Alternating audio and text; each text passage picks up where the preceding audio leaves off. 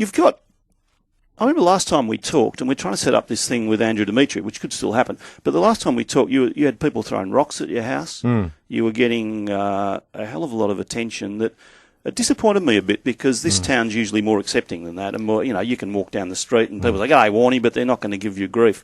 Has that changed? Is that still happening, that sort of thing? Well, I've obviously been working in England, which I do every year for the last since I've retired, basically working for Sky over there on commentary. And, it was a little bit disappointing. Look, I'm a Melbourne-born person, I'm Australian, and I haven't changed one bit. I've seen some media reports saying I've changed and I've had plastic surgery and all these different things, which has been really disappointing because, I think it's the way suddenly people see you with Elizabeth Hurley. They see you mixing with some of her friends. And all those sorts of things. And they suddenly think, where's this Aussie guy that had a pie and a beer? I still do that. It's just the perception, I suppose, of people think you're doing that. I'm still exactly the same. My friends I've got from school, they're from football, from cricket, all sorts of different things. And she's got her friends. And the one thing is, she's a lovely lady, and I'm really enjoying our relationship at the moment. The kids are accepting of her. And it's just disappointing the way some of the reports have been put there that I've changed. I've been into plastic surgery, all those sorts of things. Oh, no plastic surgery? I have never even had a consultation with a plastic surgeon. If I wanted to have one, I'd have no shame in saying, you know what, I've been and had a look if I wanted to change it. I've lost about 10 or 12 kilos for a fitness thing, which started in around October last year.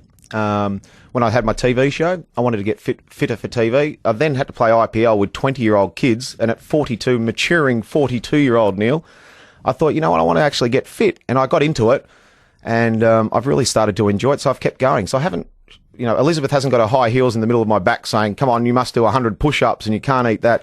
That is just absolute rubbish. And I think I'm really disappointed with some of those reports because, I've got an issue at the moment with people doctoring photos. I've seen reports over here saying, and some of the pictures they've shown, it's actually against the law to superimpose. Some of these magazines and newspaper articles have actually not put a wrinkle on my face. And as you can see, Neil, I've actually got some wrinkles.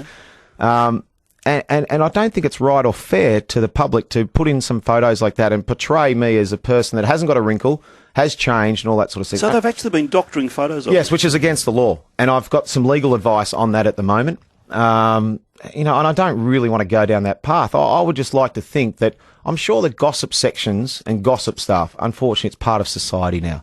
But it shouldn't be front page. There's so many more important issues going around. People think we like the attention or I like the attention. You know what? I'd much rather not have photographers out the front of my house following me when I go to school with the kids, throwing rocks at my window, ringing the doorbell every 2 minutes just to try and get a picture. Happy to walk out and give them a picture when Elizabeth's here. I'm happy to do that. But at the same time, they're not going to go away. So they follow you and they don't obey road laws. It's a really difficult situation. But, look, let me just get one thing on the record. I'm not complaining one bit. I understand it comes with the territory, and it has been my life for 20 years. So I understand that. But all I would hope that the public out there that have been so great, I walk down the street in the last few days, been at the football, and everyone says, good on you, Shane. We're really happy for you. Don't worry about what they say. You look great.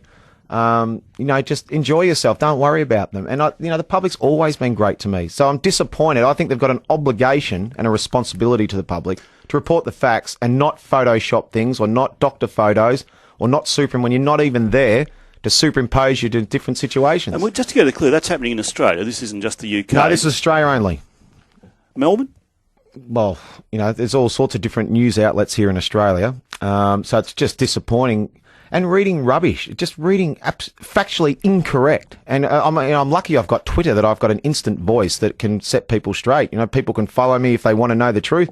If they don't care about it, then don't. But it's just nice that I can actually get on Twitter and say that's completely wrong. What sort of things have they been saying that are wrong? Well, they've been saying that, as I said, the photos, I haven't been in some of the places. They've actually superimposed me in different situations. And then they put it on the front page of a magazine and say, exclusive, Shane Warne talks to us.